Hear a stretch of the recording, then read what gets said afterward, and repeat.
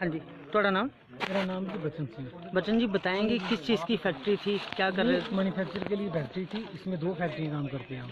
एक तो बर्तन बनते हैं इसमें पीतल के, तो दूसरा बनता है इसका एल्युमिनियम का। तो कितना नुकसान हुआ आपका और कितने बजे हुआ ये पानी?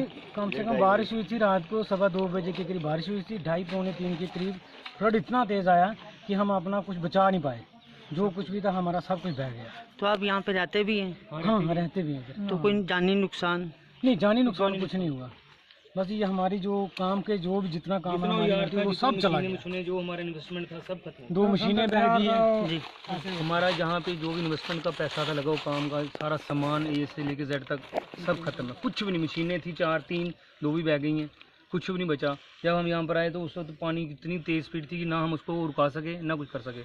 लास्ट में हमने उसको छोड़ दिया सब कुछ। तो ये क्या बादल फटा है या पानी इकट्ठा आया? पानी बहा भाई जी पानी आया, बादल तो फटा नहीं। जैसे पानी आता था हर साल वैसे ही है, लेकिन इस साल इतना ज़्यादा आ गया कि उसने सारा नुकसान कर दिया। तो पहले भी आपका नुकसान हुआ क्या? नहीं, पहले नहीं हुआ। एक बार हुआ था, वो माइनर, वो हमने किसी को बोला ही नहीं।